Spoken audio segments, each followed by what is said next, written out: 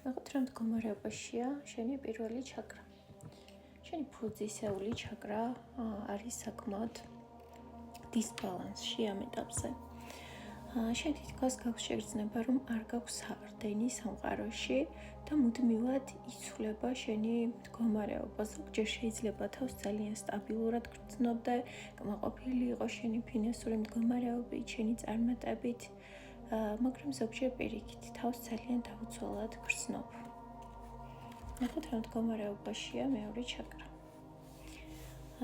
მეორე ჩაკრაში, რომელიც არის სექსუალური ჩაკრა, აქ ჩანს, რომ შეიძლება ცოტა დისტანცირებული იყო და ჩაკეტილი იყოს შენი ეს ჩაკრა, რადგან გაქვს ნდობის პრობლემები საპირისპირო სქესის მიმართ. აქ ჩანს შენი უნდობლობა და კონცენტრაცია საკუთარ თავზე, ცდილობ გადაწყვეტილებები მიიღო ყოველთვის გონებით და ჩახშული გაქვს შენი ინსტინქტები. ნახოთ რა მდგომარეობაშია შენი მესამე ჩაკრა. მანიპურე ჩაკრა. მანიპურა არის თავდაჯერებულობაზე და ჩვენს შინაგან რწმენაზე ორიენტირებული ჩაკრა. აქ შეიძლება ძალიან ბევრ ტკივილს ინახავ წარსულიდან, რომელიც არის შემორჩენილი ძალიან ბევრ ტრამვას. არის რაღაცები, რაც გასაშვები ყავს, რაც ძალიან გამძიმებს ცხოვრების ამ ეტაპზე და არ გაძლევს საშუალებას, რომ გააგრძელო ცხოვრება.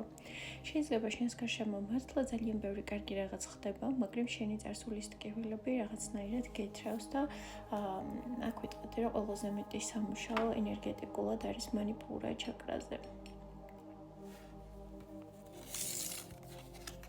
ნახოთ რა მდგომარეობაშია.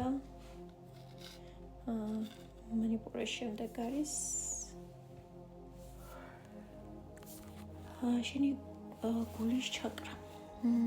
გულის ჩაკრაში აქ ჩანს, რომ მეტი სტაბილურობა, თითქოს უფრო მეტად გონებით იმართები შენ და გულის ჩაკრაც დაზიანებულია, თქვა ვერ ვიტყვი, არის კარგ მდგომარეობაში, თუმცა მთელი შენი ენერგია ახლა ხმარდება შენს დანარჩენ ჩაკრებს, რადგან იქ არის ყველაზე მეტი დისბალანსი.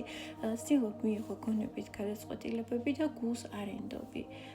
და რაღაც კუთხით შეიძლება ხო გულის ჩაკრაც იყოს აქ გასახსნელი უფრო მეტად იმისთვის, რომ შენში უფრო მეტი ნდობა და მეტი სიმშვიდე შემოვიდეს. რა ხდება შენი ელის ჩაკრასთან მიმართებაში. აქ ჩანს, რომ ძალიან ბევრი რაღაც შეიძლება დაგიგრო და უთქმელი. რაღაც ადამიანები, რომელსაც პასუხი ვერ გაიცი, თავის დროზე ტკივილები, რომელიც ვერ ამოთქვი. ეს ყველაფერი არის გაჭედილი შენს სხეულში და არ გაძლევს იმის საშუალებას, რომ შენ გააგრძელო ცხოვრება.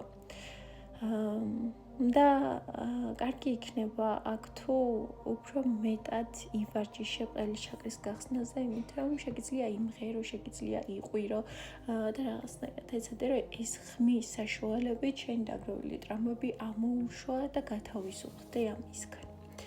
ნახოთ შენი აჯნა ჩაკრა, მეექვსე ჩაკრა მდგომარეობაში აქ საკმაოდ კარგი სიტუაცია გვაქვს. შეიძლება ეხლა რასაც გეუბნები, შენ ყველაფერს ძალიან კარგად იაზრებ კიდევაც, უბრალოდ ვერ ახერხებ, რომ შენს ენერგიას თავი მოუყარო და სწორად გადაანაწილო.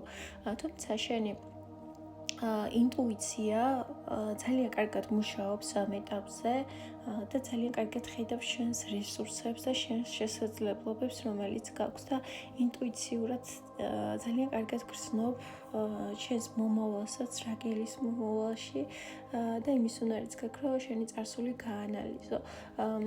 თითქოს რაღაც აწმყო დროში საკმაოდ დაბრუნებული ხარ და ფიქსირებული ხარ და ვფიქრობ, რომ სწორედ აქედან იწყება შენი განკურნება, ხო? პირველი არის გაცნობიერება და შენ ძალიან კარგად აცნობიერებ ყველაფერს და შენი მეშვიდე ჩაკრაც არის საკმაოდ აქტიური. მე მგონია რომ აქ მაღალი ძალები გეხმარებიან, იმიტომ რომ შენი გაწმენდის პროცესი და განკურნების პროცესი ხდება ზემოდან ქვევით და სამყარო ძალიან გეხმარება იმაში, რომ შენ დაუბრუნდე საკუთარ თავს და საკუთარ რეალობას. და ამ ყველაფერს სჭირდება განკურნება, ამ ყველაფერს სჭირდება მუშაობა. ეს არის დიაგნოსტიკა. ამ ვიდეოს დავასრულებ მოდი მხოლოდ დიაგნოსტიკით. თუ შენ გაქვს სურვილი, რომ ეს თითოეული ჩაკრა დაამუშაო, მოახდინო განკურნება, მაშინ გელოდები ჩემთან პირად სესიებზე და ერთად დავამუშავოთ ეს საკითხები, უფრო კონკრეტულად შეგვიძლია ვნახოთ რა იწვევს შენს ჩაკრებში გაჭედილობას და უფრო ზუსტ ინფორმაციას მოგაწოდებ.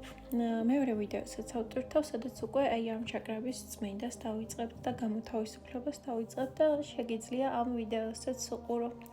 აბა შენიცი წარმატებებს გისურვებ.